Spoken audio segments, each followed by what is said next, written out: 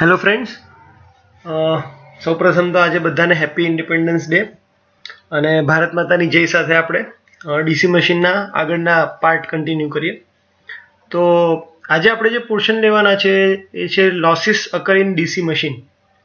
Actually exam point of view કહીએ તો topic important છે, પણ સમજવા જેવો ખરો, મજાનો ટોપિક છે. જો તમને લોસીસ ખબર હોય તો મજાની વાત એ છે કે આપણો જે સબ્જેક્ટ છે ડીસીએમટી, ડીસી મશીન અને ટ્રાન્સફોર્મર, તો મશીન જે છે એ પણ કોર અને વાઇન્ડિંગનું બનેલું છે અને ટ્રાન્સફોર્મર છે એ બી કોર અને વાઇન્ડિંગનું બન્યું છે. ખાલી ફરક એટલો છે કે ડીસી મશીન છે એ રોટેટિંગ ડિવાઇસ છે અને ટ્રાન્સફોર્મર છે એ સ્ટેટિક ડિવાઇસ છે. તો તમે અહીંયા જોઈ શકો કે ભાઈ રોટેટિંગ ડિવાઇસ છે એટલે આમાં લોસીસમાં મિકેનિકલ લોસ એડ થશે, જ્યારે ટ્રાન્સફોર્મર એ સ્ટેટિક ડિવાઇસ છે એટલે એમાં કોઈ લોસ, મિકેનિકલ લોસ એડ નથી થવાનો. તો જો એક રીતે જોવા જઈએ તો લોસીસ મશીનમાં અને ટ્રાન્સફોર્મરમાં બંને સેમ જ છે, કારણ કે બંનેમાં કોર છે. મશીનની વાત કરીએ તો એમાં પોલ છે જે તમારો કોર તરીકે એક્ટ કરે છે. ટ્રાન્સફોર્મરની અંદર કોર છે, બંને આયર્ન મટીરિયલના બનેલા છે, જ્યારે બંનેની વાઇન્ડિંગ એ કોપર મટીરિયલની બનેલી છે. ટ્રાન્સફોર્મરમાં પણ વાઇન્ડિંગ કોપરની બનેલી છે, તો એમાં જે કોપર લોસીસ થશે એને વાઇન્ડિંગ લોસ પણ કહેવાય. આયર્ન લોસીસને આપણે કોર લોસ તરીકે પણ ઓળખીએ. તો જો તમને ડીસી મશીનના લોસીસ શું છે ખબર પડે તો તમે ટ્રાન્સફોર્મર માટે બી સેમ કન્સેપ્ટ એપ્લાય કરી શકો. ખાલી ફરક એટલો છે કે ડીસી મશીનની અંદર તમે જે સપ્લાય યુઝ કરવાના છો એ ડીસી છે અને એટલા માટે એની ફ્રીક્વન્સી 0 હશે, જ્યારે એસી સપ્લાયમાં તમે ફ્રીક્વન્સી યુઝ કરવાના છો અને જેની કોઈ એક ડેફિનેટ વેલ્યુ હશે, 50 હર્ટ્ઝ, 60 હર્ટ્ઝ. તો ફ્રીક્વન્સી એક મોટું ફેક્ટર છે અને થોડીક કન્ફ્યુઝન આપણે લોસીસ વિશે ક્લિયર કરશું. પહેલાં તો લોસીસ કોને કહેશું? ધારો કે હું ટ્રાન્સફોર્મરમાં કોઈક ઇનપુટ આપું છું અને આઉટપુટ મને એના કરતાં હંમેશા ઓછું મળશે. તો આઉટપુટ જે મળશે એ ઇનપુટ કરતાં ઓછું કેમ છે કે વચ્ચે ક્યાંક ને ક્યાંક લોસીસ થાય છે. તો આ લોસીસને આપણે ડિટેલમાં આજે સમજવાના છે કે ધારો કે હું મશીનને, સપોઝ કે આપણે જનરેટર ગણી લઈએ, જનરેટરને હું ઇનપુટના ફોર્મમાં જો ઇક્વિવેલન્ટ ઇલેક્ટ્રિકલ ઇનપુટ કહું, કારણ કે જનરેટરમાં ખરેખર મિકેનિકલ ઇનપુટ આપણે આપીએ, તો ઇક્વિવેલન્ટ ઇલેક્ટ્રિકલ ઇનપુટ જો હું 10 કિલોવોટ આપું અને મને આઉટપુટમાં 9 કિલોવોટ મળતું હોય તો હું કહી શકું કે 1 કિલોવોટનો લોસ થયો. તો આ લોસ મશીનમાં ક્યાં થાય છે? તો એ I²R ના ટર્મ્સમાં થાય છે અને મશીનને પોતાને એનર્જાઇઝ થવા માટે જે પાવરની જરૂર પડે એની અંદર એ લોસ થાય છે. તો આ જનરલી લોસ મેજોરિટી રેઝિસ્ટન્સની અંદર જે હીટ લોસના ટર્મ્સમાં થાય, જેને આપણે I²R લોસીસ તરીકે પણ ઓળખીએ છીએ. તો આ બધા જ ટાઈપના લોસીસ, એટલે કે આયર્ન લોસ છે, કોપર લોસ છે અને મિકેનિકલ લોસ, ડીસી મશીનમાં જે લોસીસ થાય છે એને આજે આપણે ડિટેલમાં જોવાના છે. તો ડીસી મશીનના જે લોસીસ છે, આયર્ન લોસ શેમાં થાય છે તો કે કોર મટીરિયલમાં, જે તમારો પોલ છે, આર્મેચરને રાખવા માટે જે હાઉસિંગ તમે રાખ્યું છે એની અંદર જે લોસ થાય છે એને કહેશું આપણે કોર લોસ. મશીનની અંદર બે વાઇન્ડિંગ આવશે જે કોપરની બનેલી છે, એક તો તમારી આર્મેચર વાઇન્ડિંગ અને બીજું તમારું ફિલ્ડ વાઇન્ડિંગ. બંને કોપરની બનેલી છે એટલે જે ફિલ્ડ વાઇન્ડિંગમાં લોસ થશે, આર્મેચરમાં લોસ થશે, એને આપણે કહેશું કોપર લોસ. અને રોટેશનલ ડિવાઇસ છે એટલે ઓબ્વિયસલી એમાં ત્રીજા લોસ આવશે, મિકેનિકલ લોસ. હવે આપણે એક એક કરીને એને ડિટેલમાં જોઈએ. તો પહેલા તો આયર્ન અથવા તો કોર લોસ કોને કહેવાય કે ભાઈ જે તમારું પોલ છે, જે તમારું આર્મેચરને તમે સ્લોટની અંદર મૂકો છો, તો એનો જે બેઝ છે, આર્મેચર માટેનું જે કોર છે એ પણ આયર્ન મટીરિયલનું બનેલું છે, તમારા પોલ આયર્ન મટીરિયલના બનેલા છે, એટલે એમાં જે લોસ થશે એને આપણે આયર્ન લોસ કરીએ છીએ, અથવા તો બીજા શબ્દોમાં એને કોર લોસ પણ કહેવાય. આયર્ન લોસ મેઇનલી બે ટાઈપના છે, એડી કરંટ લોસ અને હિસ્ટેરિસિસ લોસ. આ શું છે એ આપણે સમજીએ. આયર્ન લોસ વાઇન્ડિંગ, જે તમારો મેઇન કરંટ મશીનમાં ફ્લો થશે એ વાઇન્ડિંગમાંથી ફ્લો થવાનો છે અને વાઇન્ડિંગ જ તમારા લોડ સાથે કનેક્ટેડ હશે. જેમ કે આર્મેચર વાઇન્ડિંગ છે એ તમારા લોડ સાથે કનેક્ટેડ છે. તો જો તમારો લોડ હશે તો કોપર લોસીસ થવાના છે, વાઇન્ડિંગમાં લોસીસ થવાના છે. જ્યારે આયર્ન લોસીસ શું છે, મશીનની અંદર તમે લોડ કનેક્ટ કરો કે નહીં કરો, આ લોસીસ થવાના જ છે. અને એટલા માટે આયર્ન લોસીસને આપણે એ કોન્સ્ટન્ટ લોસીસનો એક ટાઈપ છે એવું કહી શકીએ કે ભાઈ તમે મશીનને લોડ કરો કે નહીં કરો, આયર્ન લોસીસ તો થવાના છે. તો એના જે બે ટાઈપ છે, એડી કરંટ લોસ અને હિસ્ટેરિસિસ લોસ, એ શું છે આપણે જોઈ લઈએ. લગભગ BH કર્વ બધાને ખબર હશે કે કોઈ પણ મેગ્નેટિક મટીરિયલ હોય તો એના માટે આપણે BH કર્વ ડ્રો કરીએ છીએ. એની આ પ્રોપર્ટી છે કે જ્યારે મટીરિયલને તમે સૌથી પહેલી વાર સપ્લાય આપશો ત્યારે 0 થી ચાલુ થશે. જેમ જેમ તમે સપ્લાય વધારતા જશો એમ એની સેચ્યુરેશન લિમિટ ઉપર આવીને અટકશે. જો તમે ફરીથી એ વસ્તુને ઘટાડશો, અહીંયા આપણે એને BH કર્વ કહીએ છીએ. હિસ્ટેરિસિસ લોસમાં જે હિસ્ટેરિસિસ લૂપ ડ્રો કરીએ છીએ એમાં B છે મેગ્નેટિક ફ્લક્સ ડેન્સિટી છે અને H છે મેગ્નેટિક ફ્લક્સ ઇન્ટેન્સિટી. તો H છે એ હંમેશા તમારો કરંટને પ્રપોર્શનલ હોય, B છે એ વોલ્ટેજને પ્રપોર્શનલ હોય. તો આપણે એક રીતે કહીએ કે ભાઈ BH કર્વમાં આ જે કર્વ છે એ તમારું VI કેરેક્ટરિસ્ટિક્સ છે અને એક રીતે આપણને લોસ આપે છે. જેટલું મેગ્નેટિક હિસ્ટેરિસિસ લૂપનો એરિયા મોટો એવું આપણે કહી શકીએ કે ભાઈ એટલો એનો લોસ હિસ્ટેરિસિસ લોસ વધારે છે. અને એનો મેઇન ઇન્ટેન્શન એ છે કે જો તમે કરંટની વેલ્યુ ઘટાડી, આ H ઘટાડ્યો મીન્સ કે કરંટની વેલ્યુ તમે ઘટાડો છો તો પણ એની અંદર થોડોક વોલ્ટેજ પ્રેઝન્ટ રહેશે, જેને આપણે રિટેન્ટિવિટી અથવા તો રેસિડ્યુઅલ ફ્લક્સ કહીએ છીએ. તો આ જે ફ્લક્સ છે આ ડેવલપ કરવા માટે આ સાયકલ અહીંયા જો તમે નેગેટિવ સાઈડ પણ જશો તો પણ સેમ કે ભાઈ નેગેટિવમાં તમે વધારતા જશો તો સેચ્યુરેશન લિમિટ પર આવશે, ઘટાડશો તો થોડોક વોલ્ટેજ પ્રેઝન્ટ રહેશે. તો આ જે વોલ્ટેજ પ્રેઝન્ટ રહે છે અને એના લીધે જે લોસ થાય છે હિસ્ટેરિસિસ, આ લોસ બેઝિકલી મેગ્નેટિક રિવર્સલને લીધે થાય છે કે ભાઈ એકવાર એની ડાયરેક્શન પોઝિટિવ છે, બીજી વાર એની ડાયરેક્શન નેગેટિવ છે. તો તમે ધ્યાનથી ઓબ્ઝર્વ કરો તો ભાઈ આર્મેચર કોરની અંદર પણ આર્મેચર કોર એક વખત, આ તમારો આર્મેચર કોર છે, એક વખતે નોર્થ પોલના અંડરમાં હશે, બીજી વખતે સાઉથ પોલના અંડરમાં હશે. અહીંયા પાછું એ નોર્થ પોલના અંડરમાં, અહીંયા એ સાઉથ પોલના અંડરમાં.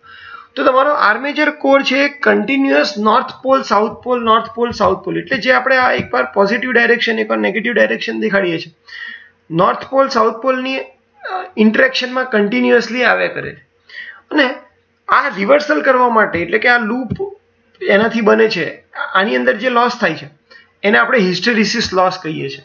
એક રીતે કહીએ તો ભાઈ મેગ્નેટ બનાવવા માટે આયન મટીરિયલ છે એ તમારું નોર્થ અને સાઉથ પોલારિટી બંનેની અંદરથી પાસ થવાનું છે.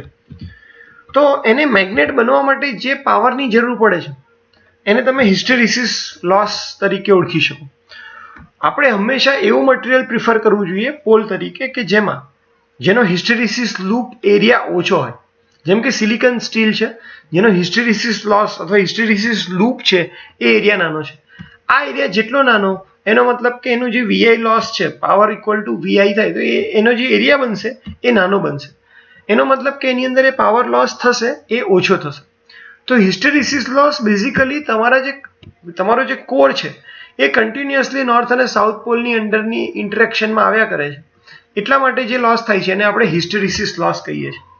જો મારે એને ફોર્મ્યુલાના ટર્મ્સમાં કેવું હોય અથવા ડેફિનેશનના ટર્મ્સમાં કેવું હોય તો હું કહી શકું કે હિસ્ટેરિસિસ લોસ એ એવો લોસ છે કે જે આર્મેચર ડીસી મશીનનો આર્મેચર છે એ કોઈપણ એક પાર્ટ દરેક વખતે મેગ્નેટિક ફિલ્ડ રિવર્સલ એટલે કે એકવાર નોર્થ પોલ એકવાર સાઉથ પોલની અંદર આવ્યા કરે છે.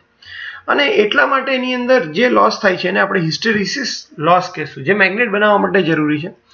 તો એને જો ફોર્મ્યુલાના ટર્મ્સમાં લખવું હોય તો તમે લખી શકશો કે ઈટા બીટા મેક્સ એટલે કે ફ્લક્સ ડેન્સિટીની મેક્સિમમ વેલ્યુ જેની 1.6 times beta max 1.6 times F into V. અહીંયા F એટલે કે ફ્રીક્વન્સી છે, પણ જો તમને ખ્યાલ હોય તો ડીસી સપ્લાયમાં ફ્રીક્વન્સી 0 હોય તો અહીંયા એ ફ્રીક્વન્સીની વાત નથી કરતા. એવી રીતે જોવા જઈએ તો F0 તો હિસ્ટેરિસિસ લોસ જ 0 થઈ જાય. તો કઈ ફ્રીક્વન્સી કે ભાઈ મેગ્નેટિક રિવર્સલ.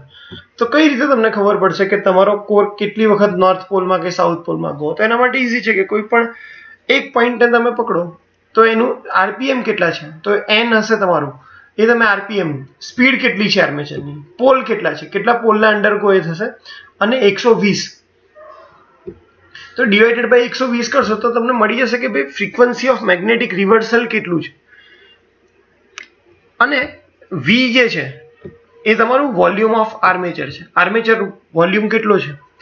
H એ સ્ટેમિનન્ટ હિસ્ટેરિસિસ કોએફિશિયન્ટ છે જે દરેક મટીરિયલ માટે એક ફિક્સ વેલ્યુ હોય કે તમે જો સિલિકોન સ્ટીલ લો છો, આયન લો છો તો એના માટે એક ફિક્સ વેલ્યુ છે જે તમે ફોર્મ્યુલાની અંદર મૂકશો તો તમે ડાયરેક્ટલી હિસ્ટેરિસિસ લોસ કેટલા વોટ્સ થયા છે એ તમને ખબર, તમે કેલ્ક્યુલેટ કરી શકો. જો તમારે હિસ્ટેરિસિસ લોસ ઓછો કરવો હોય તો તમે શું કરી શકશો કે આર્મેચર કોર છે એને એવા મટીરિયલથી બનાવો કે જેનો સ્ટેમિનન્સ હિસ્ટેરિસિસ કોએફિશિયન્ટ ઓછો હોય, જેમ કે સિલિકોન સ્ટીલ. આ સ્ટેમિનન્સ હિસ્ટેરિસિસ કોએફિશિયન્ટ એ કંઈ નહીં પણ એક તમારો BH હિસ્ટેરિસિસ લૂપનો એરિયા જેમાં ઓછો હોય એવો તમે સિલેક્ટ કરશો તો તમારો હિસ્ટેરિસિસ લોસ ઓછો થશે. બીજું છે એડી કરંટ લોસ. તો આપણને ખ્યાલ છે કે ભાઈ આર્મેચર નો હાઉસ જે છે, આર્મેચર કંડક્ટર્સ તમે જેના પર મૂક્યા છે એ કોર પણ આયર્ન કે સિલિકોન સ્ટીલની બનેલી છે. ફ્લક્સ એની અંદરથી પણ પાસ થાય છે નોર્થથી સાઉથ પોલ જ્યારે મૂવ થાય ત્યારે, તો એમાં EMF પ્રોડ્યુસ થશે. તમારો જે કોર છે એ ક્લોઝ પાથ છે, તો એમાં ક્લોઝ પાથ હોવાને લીધે અને વોલ્ટેજ હોવાને લીધે એમાં કરંટ પ્રોડ્યુસ થશે. એ કરંટને તમે કહો છો eddy current loss. Eddy current એટલે તમારા આર્મેચર કોરમાં ફ્લક્સ કટ થવાને લીધે જે EMF પ્રોડ્યુસ થાય છે અને આર્મેચર પાથ ક્લોઝ હોવાથી એમાં જે કરંટ ફ્લો થાય છે એને કહેવાય eddy current loss. Armature iron material અથવા સિલિકોન સ્ટીલ મટીરિયલ હશે તો એનો પોતાનો એક રેઝિસ્ટન્સ હશે અને એના લીધે એમાં I2R લોસીસ થશે, જેને આપણે એડી કરંટ લોસ તરીકે ઓળખીએ છીએ. તો એડી કરંટ લોસ માટે પણ ફોર્મ્યુલા છે જે છે તમારો KE, જ્યાં KE છે એ કોન્સ્ટન્ટ છે અને ડિપેન્ડ કરે છે કે ભાઈ તમારો જે કોર છે એનો ઇલેક્ટ્રિકલ રેઝિસ્ટન્સ કેટલો છે. Flux density beta max, F² અને T². તો F² T² આ જે તમારી છે frequency of magnetic reversal in hertz અને T² છે એ થિકનેસ ઓફ લેમિનેશન. તો જો તમારે એડી કરંટની વેલ્યુ ઘટાડવી હોય તો તમારે તમારી જે કોર છે એને લેમિનેટ કરવી પડશે. કોર તમારી લેમિનેટ હશે તો તમારો લેમિનેશન મીન્સ કે આપણે જો તમે આગળ ડાયાગ્રામમાં જોયું હોય તો તમારો જે કોર છે નાના નાના પાર્ટમાં ડિવાઈડ કરે. અહીંયા આર્મેચર કોર જે તમારો હશે એ નાના નાના પતલા પતલા પાર્ટથી એને લેમિનેશન કરી, એટલે દરેક પટ્ટી એકબીજાથી ઇન્સ્યુલેટેડ હોય અને તમે એને છેલ્લે બાઉન્ડ કરી દો તો એને કહેવાય લેમિનેશન કરવું. તો એડી કરંટ લોસ તમારે જ્યારે પણ ઘટાડવું હોય તો તમારે એને લેમિનેટ કરવું પડે, એટલે કે એને નાના નાના પતલા પતલા પાર્ટમાં ડિવાઈડ કરી લેમિનેટ કરી અને પછી એને તમે ક્લબ કરી દો. અહીંયા એક ફોર્મ્યુલામાં આ ભૂલ થઈ ગઈ છે. અહીંયા T² પછી V નહીં આવે. Volume of the core A depend કરશે તમારા હિસ્ટેરિસિસ લોસ માટે, નહીં કે એડી કરંટ માટે. ઓકે, તો અને જો જનરલ ટેન્ડન્સીની વાત કરીએ તો ભાઈ એડી કરંટ લોસ છે ડાયરેક્ટલી ડિપેન્ડ કરે છે કે square of thickness of lamination. જેટલી લેમિનેશન તમારા પતલા હશે ઓછી એની જે થિકનેસ હશે તો તમારો એડી કરંટ લોસ એટલો ઓછો થશે. જો જાડી હશે તો તમારો એડી કરંટ લોસ વધારે હશે. તો બેઝિકલી આપણે જોયું કે આયર્ન લોસની અંદર બે ટાઈપ છે, હિસ્ટેરિસિસ લોસ અને એડી કરંટ લોસ. બંને આર્મેચરની અંદર થાય છે અને એ હિસ્ટેરિસિસ લોસ છે મેગ્નેટિક રિવર્સલને લીધે કે તમારો આર્મેચર નોર્થ સાઉથ પોલમાંથી કન્ટિન્યુઅસ પાસ થયા કરે છે એટલા માટે થાય છે. જ્યારે એડી કરંટ લોસ એ આર્મેચર કોરમાં જે EMF પ્રોડ્યુસ થાય છે, સર્કિટ ક્લોઝ છે એના લીધે જે કરંટ ફ્લો થાય છે અને એના લીધે જે લોસ થાય છે એને આપણે એડી કરંટ લોસ કહીએ છીએ. બંનેની ફોર્મ્યુલા પણ આપણે જોઈ ગયા. હવે આપણે વાત કરીએ કોપર વાઇન્ડિંગ લોસીસની. તો DC મશીનની અંદર ફિલ્ડ વાઇન્ડિંગ જે છે તમારી એ પણ કોપરની બનેલી છે, જે તમે અહીંયા જોઈ શકો છો કોપરની બનેલી છે, તથા તમારું આર્મેચર જે છે એ પણ કોપરનું બન્યું છે. તો આપણે કહી શકીએ કે ભાઈ જે પણ કોપર લોસીસ મશીનમાં થાય છે એને હું 3 ટાઈપમાં કેટેગરી પાડી. આર્મેચર લોસીસ જે બધામાં કોમન છે, તમારું મશીન સિરીઝ ટાઈપ હોય, શન્ટ ટાઈપ હોય કે કમ્પાઉન્ડ ટાઈપ હોય, આર્મેચર લોસીસ તો એમાં થવાના જ છે અને જેની ફોર્મ્યુલા છે Ia²Ra. Series field winding loss થશે જો તમારું મશીન સિરીઝ જનરેટર અથવા સિરીઝ મોટર હશે તો એમાં જે લોસ થશે એને આપણે કહેશું સિરીઝ ફિલ્ડ વાઇન્ડિંગ લોસ, અને જો શન્ટ હશે તો આપણે એને કહેશું કે shunt field winding loss. Shunt generator કે શન્ટ મોટર હોય તો. જો કમ્પાઉન્ડ જનરેટર હશે તો એની અંદર આ 3 કોપર લોસ થવાના છે: armature winding copper loss, series field winding copper loss અને shunt field winding copper loss. ત્રીજા જે ટાઈપ છે એને આપણે કહેશું મિકેનિકલ લોસીસ. બધાને ખ્યાલ છે કે ભાઈ જનરેટર કે મોટર તમારું જે DC મશીન છે એ રોટેટિંગ પાર્ટ છે. જ્યારે પણ કોઈ મશીન રોટેટિંગ હોય તેની અંદર મિકેનિકલ લોસ થાય. મિકેનિકલ લોસના પણ બે ટાઈપ છે, ફ્રિક્શન લોસીસ અને વિન્ડેજ લોસીસ. ફ્રિક્શન એટલે કે ઘર્ષણ. તો તમારું કોમ્યુટેટર બ્રશ સાથે જોડાયેલું છે અને શાફ્ટ ઉપર, શાફ્ટની જે બેરિંગ છે એ કન્ટિન્યુઅસ રોટેશનમાં હશે. તો એના લીધે બ્રશ, કોમ્યુટેટર અને શાફ્ટ બેરિંગ વચ્ચે ફ્રિક્શન, ઘર્ષણ થયા કરશે અને આ ઘર્ષણને લીધે એ અમુક પાવર કન્ઝ્યુમ કરશે. જો એ બંને વચ્ચે કોઈ પણ જાતનો કોન્ટેક્ટ ના હોત તો શાફ્ટ હજી સ્પીડમાં ફરી શકે, પણ કોમ્યુટેટર અને બ્રશ શાફ્ટ સાથે કનેક્ટેડ છે, જેના લીધે એમના વચ્ચે કન્ટિન્યુઅસલી ફ્રિક્શન થયા કરે છે અને આના લીધે શાફ્ટ ઉપર વધારે જોર પડે છે ફરવા માટે. તો એના માટે વધારે પાવર કન્ઝ્યુમ કરે છે અને એટલા માટે એ જે વધારાનો પાવર કન્ઝ્યુમ થાય છે, જે ફ્રિક્શનને કારણે થાય છે, એને આપણે કહીએ છીએ ફ્રિક્શન લોસીસ. બીજા છે વિન્ડેજ લોસીસ. વિન્ડેજ લોસીસ એટલે કે શાફ્ટને ફરવા માટે હવાનો જે અવરોધ હશે એને દૂર કરવો પડશે. હવાનો જે રેઝિસ્ટન્સ, એરનો જે રેઝિસ્ટન્સ હશે એને દૂર કરવો પડશે. તમે જો એને કોઈ લિક્વિડમાં ફરાવો તો એ વધારે સ્મૂથલી ફરશે. તમે એને વેક્યુમમાં ફરાવો તો શાફ્ટ વધારે સ્મૂથલી ફરશે. પણ એર રેઝિસ્ટન્સ આવશે. તમે પણ જો કદાચ કોઈ વાર કોઈ હિલ સ્ટેશન ઉપર ચડવા જાઓ અને પવન સામો હોય તો તમારે વધારે જોર કરવું પડે ચાલવા માટે. જે તમે નોર્મલ ગ્રાઉન્ડ લેવલ ઉપર ચાલતા હોય, હવા નથી, તો તમે ઇઝીલી ચાલી શકશો. તો હંમેશા એર રેઝિસ્ટન્સ હોય જ છે. તો એર રેઝિસ્ટન્સને દૂર કરવા માટે થોડોક વધારાનો પાવર શાફ્ટને જોશે અને એના લીધે, એર રેઝિસ્ટન્સને લીધે જે વધારાનો પાવર જરૂર પડી એને આપણે કહેશું વિન્ડેજ લોસીસ. તો મિકેનિકલ લોસીસના બે ટાઈપ છે, ફ્રિક્શન લોસીસ અને વિન્ડેજ લોસીસ. ફ્રિક્શન લોસીસ એ ઘર્ષણને લીધે થાય છે. વિન્ડેજ લોસીસ એ એર રેઝિસ્ટન્સને, કે ભાઈ હવાનું જે ઘર્ષણ છે એના લીધે જે લોસીસ થાય છે. તો ત્રણ લોસીસને આપણે જોઈ ગયા કે ભાઈ મશીનમાં 3 લોસીસ છે, આયર્ન લોસીસ, કોપર લોસીસ અને મિકેનિકલ લોસીસ. હવે એને એક્ઝામ્પલમાં કઈ રીતે યુઝ કરવું અને એનું ઇમ્પોર્ટન્સ શું છે, કે ભાઈ લોસીસ આપણે કેમ વાત કરીએ છીએ. તો બધાને ખ્યાલ હશે કે એફિશિયન્સીની જે ફોર્મ્યુલા છે, મશીન કેટલું એફિશિયન્ટ છે. જો હું એને 10 કિલોવોટ ઇનપુટ આપું અને મને 10 કિલોવોટ આઉટપુટ મળે તો હું કહી શકું કે ભાઈ એની એફિશિયન્સી 100% છે. જેટલી વસ્તુ આપણે ઇનપુટમાં આપીએ છીએ એ જ આપણને આઉટપુટમાં મળે છે. પણ 100% એફિશિયન્સી કોઈ દિવસ પોસિબલ નથી. પ્લસ જો તમારે એફિશિયન્સી કેલ્ક્યુલેટ કરવી હોય તો આઉટપુટ અને ઇનપુટ બંને સેમ હોવા જોઈએ. જનરેટરમાં આપણને ખબર છે કે ઇનપુટ મિકેનિકલ એનર્જી છે, જ્યારે આઉટપુટ ઇલેક્ટ્રિકલ એનર્જી છે. મોટરમાં ઇનપુટ તમારી ઇલેક્ટ્રિકલ એનર્જી છે અને આઉટપુટ મિકેનિકલ એનર્જી છે. જો તમે ઇલેક્ટ્રિકલ એનર્જી અપોન મિકેનિકલ એનર્જીનો રેશિયો લો અથવા તો મિકેનિકલ એનર્જી અપોન ઇલેક્ટ્રિકલ એનર્જીનો રેશિયો લો તો કોઈ દિવસ આન્સર આવશે નહીં, કારણ કે મિકેનિકલ એનર્જી તમારા ટોર્કના ટર્મ્સમાં હશે, ટોર્ક, અને ઇલેક્ટ્રિકલ એનર્જી તમારા વોટ્સના ટર્મ્સમાં છે. એટલે તમારે આઉટપુટ અને ઇનપુટ બંનેને કોઈ એક કોમન ટર્મ્સમાં કન્વર્ટ કરવા પડે. આપણે ઇલેક્ટ્રિકલ એન્જિનિયરિંગમાં ભણીએ છીએ, આપણે મેઝરેબલ ક્વોન્ટિટી જે છે જનરેટર અને મોટરમાં એ વોલ્ટેજ અને કરંટ છે. એટલે આપણે આઉટપુટ અને ઇનપુટ બંનેને વોલ્ટેજ અને કરંટના ટર્મ્સમાં ફેરવવા ટ્રાય કરશું. જનરેટરમાં આપણને ખબર છે કે આપણું આઉટપુટ છે ઇલેક્ટ્રિકલ એનર્જી છે, એટલે V × I છે. તો ઇનપુટ જે મિકેનિકલ એનર્જી છે એને આપણે ઇલેક્ટ્રિકલ ટર્મ્સમાં કન્વર્ટ કરવી હોય તો શું કરશું? તો ઇનપુટ ઇક્વલ ટુ શું થાય? તો આઉટપુટ પ્લસ એમાં જે લોસીસ થાય એને તમે બંનેને કમ્બાઈન કરો તો તમને શું મળી જશે? ઇનપુટ. તો જ્યારે પણ તમારે એફિશિયન્સી કેલ્ક્યુલેટ કરવી હોય જનરેટર માટે તો આપણને લોસીસની વેલ્યુ ખબર હોવી જોઈએ. કેમ? આઉટપુટ તો V × I તમને ખબર છે, પણ ઇનપુટ લેવા માટે તમને જો લોસીસ ખબર હશે તો તમે ઇનપુટ શોધી શકશો અને તો એફિશિયન્સી શોધી શકશો.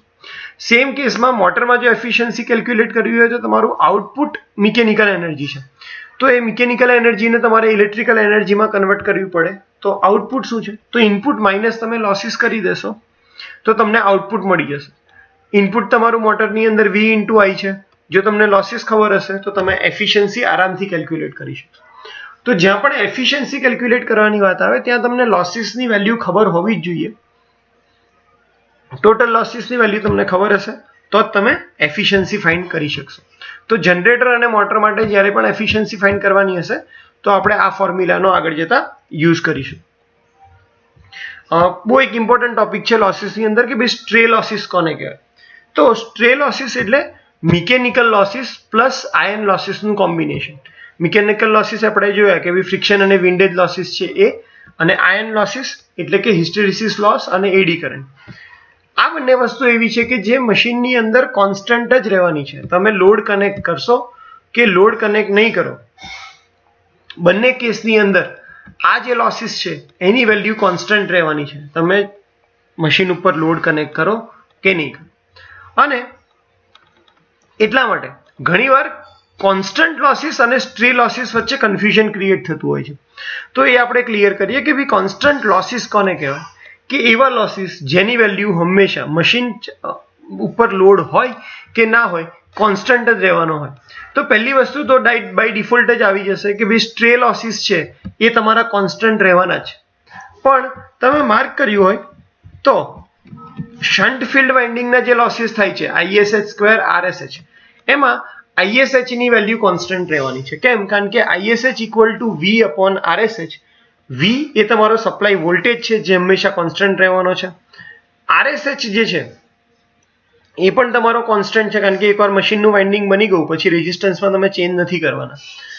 એટલા માટે ISH RSH લોસીસ છે એ તમારા કોન્સ્ટન્ટ લોસીસ કહેવાય, શન્ટ ફિલ્ડ વાઇન્ડિંગ લોસીસ. જ્યારે સિરીઝ ફિલ્ડ વાઇન્ડિંગ છે એને તમે કોન્સ્ટન્ટ લોસીસ નહીં કરી શકો કારણ કે જેમ તમારો લોડ બદલાશે એમ સિરીઝનો કરંટ બદલાશે તો તમારા લોસીસ પણ બદલાયા કરશે. તો શન્ટ વાઇન્ડિંગ લોસીસ એવા છે કે જે કોન્સ્ટન્ટ ટાઈપના છે. અને એટલા માટે આપણે કહી શકીએ કે ભાઈ કોન્સ્ટન્ટ લોસીસ જે છે એ સ્ટ્રે લોસીસ છે. શેના માટે? સિરીઝ મશીન માટે. ખાલી સિરીઝ મશીનમાં જ તમે એવું કહી શકશો કે stray losses equal to constant losses. કેમ? કારણ કે સિરીઝ મશીનની અંદર કયા લોસ થવાના છે? તો armature loss plus series field winding loss. Armature current પણ વેરી થાય છે, ફિલ્ડ કરંટ પણ વેરી થાય છે. એટલા માટે એ બંને આવશે વેરિયેબલ લોસીસમાં. સિરીઝ મશીનમાં કોન્સ્ટન્ટ લોસીસ એકલા કયા આવશે? તો કે ભાઈ સ્ટ્રે લોસીસ. પણ જો તમે શન્ટ મશીનની વાત કરો અથવા કમ્પાઉન્ડ મશીનની વાત કરો જેમાં શન્ટ વાઇન્ડિંગ આવવાની છે તો એમાં કોન્સ્ટન્ટ લોસીસની વેલ્યુ થશે stray losses plus shunt field losses. કારણ કે શન્ટનો કરંટ કોન્સ્ટન્ટ છે, શન્ટનો રેઝિસ્ટન્સ કોન્સ્ટન્ટ છે, તો શન્ટ ફિલ્ડના લોસીસ છે એ પણ કોન્સ્ટન્ટ રહેવાના છે. અને એટલા માટે તમે કહી શકો કે ભાઈ કોઈ પણ શન્ટ અથવા કમ્પાઉન્ડ મશીન માટે કોન્સ્ટન્ટ લોસીસ કયા છે? તો stray losses plus shunt field losses. આ કન્સેપ્ટ તમારા દિમાગમાં એકદમ ક્લિયર રહેવો જોઈએ. નીચે રીઝન પણ લખેલું છે કે શન્ટ કરંટ રિમેન સેમ અને એટલા માટે શન્ટ ફિલ્ડના લોસીસ પણ હંમેશા સેમ રહેવાના છે, કોન્સ્ટન્ટ રહેવાના છે, ભલે તમે લોડ કનેક્ટ કરો કે ના કરો. તો જો તમને સિરીઝ મશીન આપ્યા હશે તો તમારા stray loss equal to constant loss થશે. અને જો તમારી પાસે શન્ટ મશીન હશે એટલે કે શન્ટ જનરેટર અથવા તો કમ્પાઉન્ડ જનરેટર તો તમારા કોન્સ્ટન્ટ લોસીસ જે લોડ કનેક્ટ કરો કે નહીં કરો વેરી થવાના નથી. એ છે stray losses plus shunt field losses. એકવાર ફરીથી જોઈ લઈએ કે ટોટલ લોસીસ કેટલા છે. આ ત્રણ ફોર્મ્યુલા બહુ જ ઇમ્પોર્ટન્ટ છે. ટોટલ લોસીસ કોને કહેશું? તો સ્ટ્રે લોસીસ કે જેમાં ઓલરેડી મિકેનિકલ લોસ અને આયન લોસ આવી જાય છે. તો રહ્યું શું? કોપર લોસીસ એકલા રહ્યા. તો તમને કોઈ પણ ડેટા આવી રીતે આપ્યો હોય એમાંથી તમે આ રીતે કન્ક્લુઝન કાઢી શકો કે ટોટલ લોસીસની ફોર્મ્યુલા શું છે? તો stray losses plus copper losses. Copper losses કયા થવાના છે? તો આર્મેચર વાઇન્ડિંગ તમારું કોપરનું બનેલું છે અને ફિલ્ડ વાઇન્ડિંગ કોપરનું બનેલું છે. તો copper losses equal to armature copper loss plus field copper loss. પછી એ સિરીઝ ફિલ્ડ હોય અથવા તો શન્ટ ફિલ્ડ હોય, કમ્પાઉન્ડ હોય તો બંને ફિલ્ડ લોસ થઈ જાય, બંને ફિલ્ડનો લોસ એડ કરવો પડશે. અને લોસીસના એક્ઝામ્પલમાં એક ઇમ્પોર્ટન્ટ ફોર્મ્યુલા કે ભાઈ condition of maximum efficiency. Machine છે એની એફિશિયન્સી ક્યારે મેક્સિમમ થાય? તો મશીનની એફિશિયન્સી ત્યારે મેક્સિમમ થાય જ્યારે વેરિયેબલ લોસ છે એની વેલ્યુ કોન્સ્ટન્ટ લોસ જેટલી થાય. તમે વેરિયેબલ લોસની વેલ્યુ એટલી કરના, કારણ કે કોન્સ્ટન્ટ લોસ છે. વેરિયેબલ લોસ શું છે? જ્યારે તમે મશીનને લોડ કરશો, કરંટ ફ્લો થશે વાઇન્ડિંગમાંથી ત્યારે એમાં લોસ થવાના છે અને એટલા માટે આપણે એને વેરિયેબલ લોસ કહીએ. તો એ મશીનમાં લોડ હશે કે નહીં હોય તો પણ કોન્સ્ટન્ટ લોસીસ તો એ વખતે હશે જ. વેરિયેબલ લોસીસ જો મશીન પર લોડ નહીં હોય તો 0 હશે, પણ એ વખતે પણ કોન્સ્ટન્ટ લોસીસ તો હશે જ. તો તમારે વેરિયેબલ લોસની વેલ્યુ કેટલી લઈ જવાની છે? કોન્સ્ટન્ટ લોસની વેલ્યુ સુધી. જ્યારે તમે વેરિયેબલ લોસ અને કોન્સ્ટન્ટ લોસને સરખા કરી દેશો એ વખતે તમારું જે મશીન હશે એ મેક્સિમમ એફિશિયન્સી ઉપર રન થશે. અને ફોર્મ્યુલાના ટર્મ્સમાં વાત કરીએ તો આપણો વેરિયેબલ લોસ છે એ કયા છે IA square RA square equal to તમારું શું થશે WC. કયા મશીન માટે તો કે ભાઈ શન્ટ મશીન માટે. જો તમે સિરીઝ મશીનની વાત કરો તો તમારા વેરિયેબલ લોસ ઇક્વલ ટુ શું થવાનું છે IA square RA plus IAC square RSE. કારણ કે સિરીઝ મશીનમાં તમારું સિરીઝ વાઇન્ડિંગ એટલે સિરીઝ વાઇન્ડિંગમાં જે લોસ થાય છે એ અને આર્મેચરમાં જે લોસ થાય છે એ સેમ જ છે, વેરિયેબલ જ રહેવાના છે. સેમ છે ઇન ધ સેન્સ કે બંનેની વેલ્યુ વેરી જ થવાની છે. તો ત્યારે તમારે ફોર્મ્યુલા જે યુઝ કરવાની આવશે એ આ આવશે. જો તમને ખાલી મશીન આપ્યો છે, ખાલી મોટર આપી છે, કોઈ ડેટા નથી કીધો કે સિરીઝ છે કે શન્ટ, તો બાય ડિફોલ્ટ આપણે variable loss equal two IA square RA લેવાના છે ઇક્વલ ટુ કોન્સ્ટન્ટ લોસીસ. પણ જો તમને સ્પેશિયલી કીધું હોય કે સિરીઝ જનરેટર છે અથવા તો સિરીઝ મોટર છે તો તમારે variable loss equal two IA square RA plus IAC square RAC લેવા જોઈએ. લોસીસ ડિફરન્ટ ટાઈપ્સના લોસીસની અંદર આપણે વાત કરી લઈએ કે જો તમારી હમણાં આપણે જે વાત કરી છે એને આપણે હવે ઇન્ડિવિજ્યુઅલ જઈએ છીએ કે સિરીઝ મશીન છે તો એમાં કોન્સ્ટન્ટ લોસીસ કયા હશે તો સ્ટ્રે લોસીસ છે, અને વેરિયેબલ લોસીસ કયા હશે તો armature copper loss plus series field વાઇન્ડિંગમાં જે લોસ થાય છે. જો તમને શન્ટ મશીન આપ્યું હોય તો તમારા કોન્સ્ટન્ટ લોસીસ કયા છે તો stray losses plus shunt field losses, અને વેરિયેબલ લોસ કયા છે તો આર્મેચર કોપર લોસ એકલા જ વેરિયેબલ લોસ છે શન્ટ મશીનની વાત કરીએ તો. જો તમને કમ્પાઉન્ડ મશીન આપ્યું હોય તો કમ્પાઉન્ડના બે ટાઈપ છે, લોંગ શન્ટ અને શોર્ટ શન્ટ. તમે જાણતા જ હશો કે લોંગ શન્ટ એટલે કે આર્મેચર સાથે સિરીઝ ફિલ્ડ વાઇન્ડિંગ જે છે એ સિરીઝમાં છે, અને શોર્ટ શન્ટની અંદર આર્મેચર સાથે સિરીઝ ફિલ્ડ વાઇન્ડિંગ પેરેલલમાં છે. તો લોંગ શન્ટ કમ્પાઉન્ડ જનરેટરમાં કોન્સ્ટન્ટ લોસીસ તો stray losses plus shunt field losses એ તમારા કોન્સ્ટન્ટ થશે, અને વેરિયેબલ લોસીસ કયા થશે તો armature copper loss plus series field copper loss. Same રીતે જો તમારી પાસે શોર્ટ શન્ટ કમ્પાઉન્ડ જનરેટર હોય તો પણ કોન્સ્ટન્ટ લોસ અને વેરિયેબલ લોસ સેમ જ રહેવાના છે કે ભાઈ constant loss equal to stray losses plus shunt field losses, અને variable losses equal to armature copper loss plus series field loss. Friend, આની અંદર તમને સ્ટાર્ટિંગમાં કદાચ કન્ફ્યુઝન થશે. તમે એક વાર, બે વાર, ત્રણ વાર આ વિડીયો જોઈ લેશો તો તમને દિમાગમાં લોસીસ ક્લિયર થઈ જશે. એકવાર આ વસ્તુ જો તમારા દિમાગમાં ક્લિયર થઈ ગઈ તો ગમે એટલો અઘરો એક્ઝામ્પલ લોસીસ રિલેટેડ હશે તમને એની અંદર કોઈ પ્રોબ્લેમ આવશે નહીં. કેમ? કારણ કે તમારા ફંડામેન્ટલ ક્લિયર છે.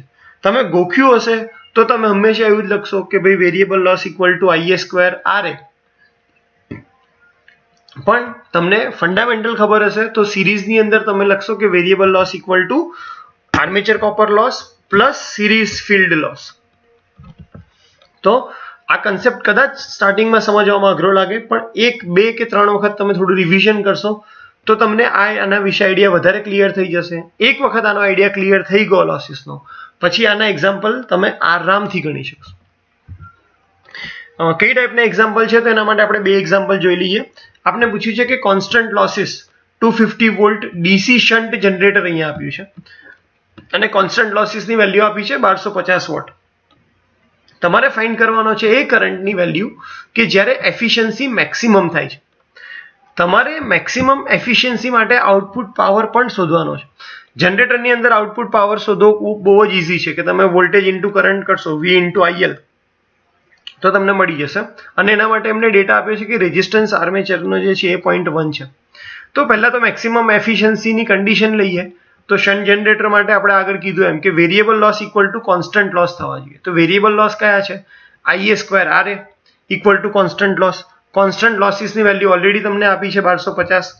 તો તમે અહીંયા વેલ્યુ મૂકી દેશો IA સ્ક્વેર ઇન્ટુ RA ની વેલ્યુ 0.1, કોન્સ્ટન્ટ લોસીસ 1250, તો તમને આર્મેચર કરંટની વેલ્યુ મળી જશે. આ આર્મેચર કરંટ કયો છે જેના પર મશીનની એફિશિયન્સી મેક્સિમમ થશે. બીજી વસ્તુ કે તમને બીજો કોઈ ડેટા શન્ટ ISH માટે આપ્યો નથી તો તમે શન્ટ ફિલ્ડ કરંટ નિગ્લેક્ટ કરી શકો, કારણ કે ઓલરેડી એની વેલ્યુ બહુ ઓછી હોય. તો ડેટા નથી તો આપણે એને નિગ્લેક્ટ કરીએ તો તમારો આર્મેચર કરંટ એ જ તમારો લોડ કરંટ થશે. તો આઉટપુટ પાવર મેક્સિમમ એફિશિયન્સી કેટલો થશે V ઇન્ટુ IL. V ની વેલ્યુ તમને આપી છે 250 વોલ્ટ. 250 વોલ્ટ ઇન્ટુ કરંટ કરશો તો તમને આઉટપુટ પાવર મળી જશે જે છે 27950 વોટ. મેક્સિમમ એફિશિયન્સી જે તમારે શોધવાની છે તો output upon output plus losses. કેમ? કારણ કે આઉટપુટ અપોન ઇનપુટ છે. ઇનપુટ શું થશે?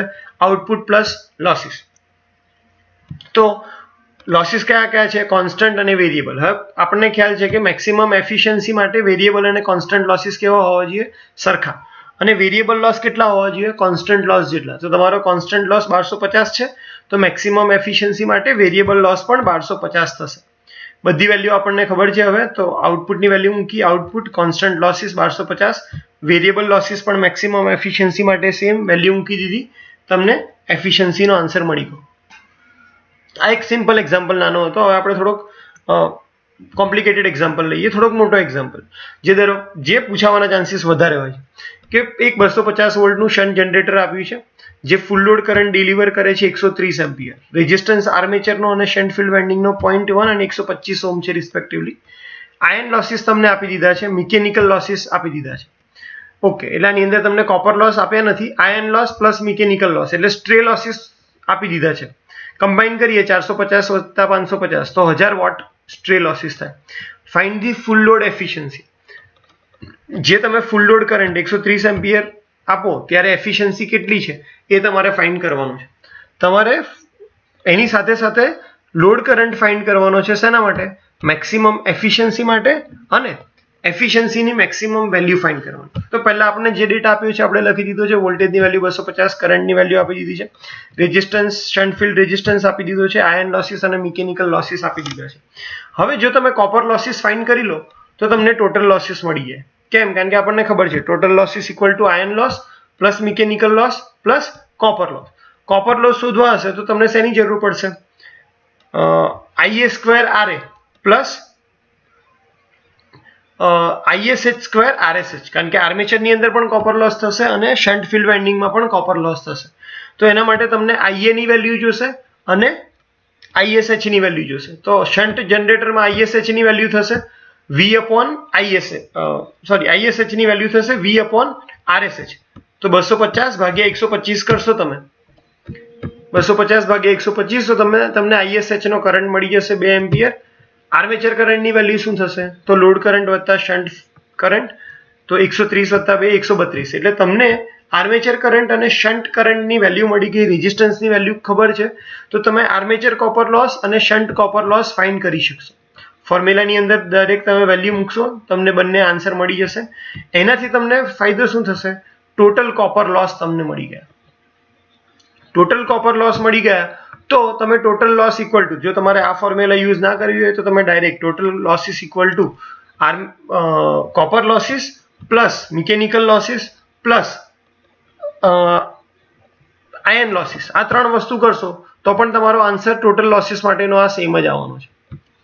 ફૂલ લોડ આઉટપુટની વાત કરીએ તો V × IL વોલ્ટેજ આપ્યા છે, કરંટ આપ્યા છે, તમને આઉટપુટ મળી જશે. ફૂલ લોડ ઇનપુટની વાત કરીએ તો આઉટપુટ પ્લસ લોસીસ કરશો તો તમને ઇનપુટ મળી જશે. એફિશિયન્સી ફાઇન્ડ કરવા માટે આઉટપુટ અપોન ઇનપુટ કરશો તો તમને ફૂલ લોડ એફિશિયન્સી મળી જશે. હવે વાત આવી મેક્સિમમ એફિશિયન્સીની. તો મેક્સિમમ એફિશિયન્સી ક્યારે અકર થશે? જ્યારે તમારા constant losses equal two variable losses થાય. તો પહેલા તો તમને કોન્સ્ટન્ટ લોસીસની વેલ્યુ ખબર હોવી જોઈએ. તો કોન્સ્ટન્ટ લોસીસની વેલ્યુ કેટલી થશે? તો કારણ કે આ શન્ટ જનરેટર છે અને શન્ટ ફિલ્ડ કોપર લોસ હંમેશા કોન્સ્ટન્ટ હોય, તો કોન્સ્ટન્ટ લોસીસ થશે shunt field copper loss plus iron loss plus mechanical loss. એટલે અહીંયાથી તમને કોન્સ્ટન્ટ લોસીસની વેલ્યુ મળી જશે જે છે 1500 વોટ. એકવાર તમને કોન્સ્ટન્ટ લોસીસની વેલ્યુ મળી ગઈ પછી તો એને ઇક્વલ ટુ વેરિયેબલ લોસ, તો અહીંયા તમારો લોડ કરંટ તમને મળી જશે. કારણ કે RA ની વેલ્યુ ચેન્જ થવાની નથી, કોન્સ્ટન્ટ લોસીસ તમને ખબર છે, તો તમને અહીંયા મળી જશે લોડ કરંટની વેલ્યુ. આટલો લોડ કરંટ હશે તો તમારી એફિશિયન્સી મેક્સિમમ આવશે. તો આ લોડ કરંટ માટેનો આઉટપુટ પણ તમારે શોધવો પડશે કે ભાઈ મેક્સિમમ એફિશિયન્સી કેટલી છે. તો આઉટપુટ V × IL, તો V ની વેલ્યુ તો 250 જ છે. તમારો લોડ કરંટ મેક્સિમમ એફિશિયન્સી માટે ચેન્જ થયો તો હવે 122 વડે મલ્ટીપ્લાય કરશું, તમને આઉટપુટ મળી જશે 30,670. અને આઉટપુટ અપોન ઇનપુટ, તો ઇનપુટ શું થશે? તો output plus variable plus constant losses અથવા તો ટોટલ લોસીસ, આ બંનેની જગ્યાએ લખી શકો. વેલ્યુઝ મૂકી દેશો તો તમને આન્સર મળી જશે. તો આ તમે ક્યારે કરી શકશો? જ્યારે તમારા લોસ વિશેના કન્સેપ્ટ બહુ જ ક્લિયર હશે. તો લોસની થિયરી યાદ રાખવાની ઇઝી છે કે ભાઈ એમાં 3 ટાઈપના લોસીસ છે. રોટેશનલ છે એટલે મિકેનિકલ લોસ, આયન લોસીસ અને કોપર લોસીસ. પણ એને પ્રેક્ટિકલી સમજી અને એક્ઝામ્પલમાં કઈ રીતે યુઝ કરી શકાય એના માટે તમારા કન્સેપ્ટ ક્લિયર હોવા જોઈએ. તો હું જાણું છું કે વિડીયો જ્યારે હું બનાવું છું ત્યારે થોડાક લાંબા વિડીયો થઈ જાય છે, ઇવન 45 મિનિટ 50 મિનિટના થઈ જાય છે. પણ એ એટલા માટે કે મારે એ વસ્તુને વધારે સિમ્પ્લિફાઈ મેનરમાં કરવી હોય છે કે કોઈ વ્યક્તિ પોતાનો 1 કલાકનો કે પોણા કલાકનો ટાઈમ આપે તો એને વસ્તુમાં ક્લિયર ખબર પડી જાય, અને જો એ બીજી ત્રીજી વાર જોવે તો એની વસ્તુ પાકી થઈ જાય અને એક્ઝામમાં કામ લાગે. ઓકે, તો દર વખતેની જેમ આ વખતે પણ હું કહું છું કે ડિગ્રી અને એમઈ વાળા સ્ટુડન્ટને કદાચ આનું લેવલ લો લાગે, પણ મારો ઇન્ટેન્શન અત્યારે ડિપ્લોમાના સ્ટુડન્ટને બેઝિક ગાઈડલાઇન પ્રોવાઈડ કરવાનો છે. અથવા કોઈ જો બીમાર પડ્યું હોય, કોઈનું એક્સિડન્ટ થયું હોય અને જેના લીધે એના કોલેજના લેક્ચર મિસ થયા હોય અને પાછળથી એક્ઝામ ટાઈમે એ કોલેજમાં રિવિઝન માટે ના આવી શકતો હોય તો ઘરે બેઠા એ આ વિડીયો જોઈ અને પોતાની પ્રિપરેશન કન્ટિન્યુ રાખી શકે. એટલા માટે આપણે વિડીયો બનાવીએ છીએ. આમાં કોઈ પણ પ્રસિદ્ધિ મેળવવાનો કોઈ આશય નથી મારો, ખાલી ને ખાલી પ્યોર ઇન્ટેન્શન સ્ટુડન્ટની હેલ્પ કરવાનો છે. તો અગેન 15મી ઓગસ્ટે આપણે હવે આજનો આ વિડીયો છે તો જય ભારત માતાની જય સાથે આપણે અહીંયા એને ક્લોઝ કરીએ છીએ. તો તમારો આ ઇમ્પોર્ટન્ટ ટાઈમ જો તમે આ વિડીયો જોઈ રહ્યા છો, છેલ્લે સુધી જોયો છે, તો આ ટાઈમ આપવા માટે થેન્ક યુ સો મચ.